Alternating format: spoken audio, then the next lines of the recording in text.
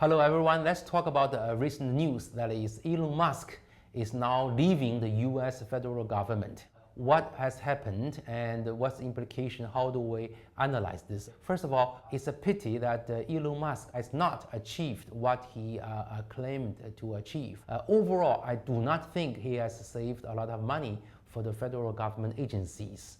I think it's in the quantity of a few dozen billion US dollar. Now, what's the reason why he hasn't been able to achieve this? To me, I think he has targeted wrong agencies. He is targeting on the science and research agencies like NIH. What he should do is to target those critical agencies which are responsible for the US macroeconomy, that is the Treasury and also the regulatory agencies. Now, what's the problem? What's the issue with these agencies, the Treasury and the regulatory agencies like FCC? The issue is the incentives of these agencies are not properly designed.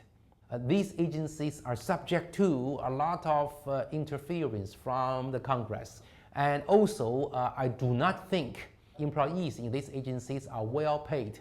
I do not think those most capable American professionals are in these agencies. I say this with lots of anecdotal pieces of evidence. So what Elon Musk should have done is to propose to President Trump to reform the decision process of these agencies, making these agencies like the Treasury and the FCC more independent of politics, a little bit like the Fed. Overall, I think you agree that overall the US monetary policies have been more effective than the US fiscal policy.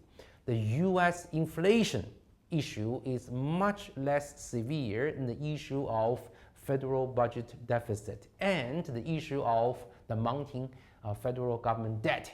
One simple reason, one most important reason is the agencies in charge of federal budget and the bond issuance is much less independent than the US Fed.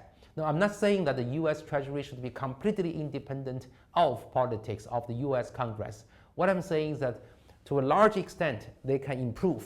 They can push this towards more independence, and also in the process to beef up the level of proficiency or level of professional skills and qualifications of employees of these agencies. You know, in China and also in, I think in Japan and in Korea, a lot of highly aspiring, highly capable young people have government jobs as their first choices.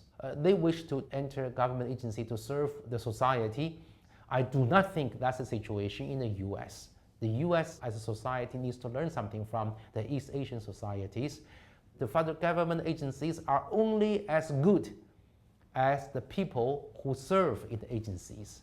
If you have top-notch people working in these agencies, you get high performance. If you do not have highly qualified people working in these agencies, naturally the efficiency will suffer.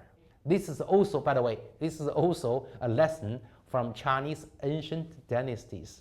If you look at Chinese ancient dynasties, whether it's the Song dynasty or the Ming dynasty or even Qing dynasty, in their last days, in their worst days, the pay to the emperor's employees were very low.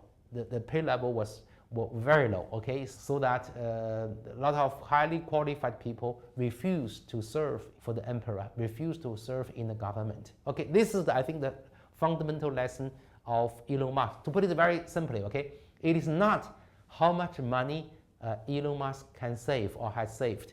It is rather to what extent he was able to change the incentives and the behavior of the US federal government agencies, to which he has not achieved a lot, okay? Here at Tsinghua University, we are studying government and economics. The one single line, one single sentence summary of government and economics is that we need to get the behavior and incentives of government agencies right. Their incentives are as important as the overall efficiency of the whole economy. Okay, any comments, questions, please leave them at the bottom of this video.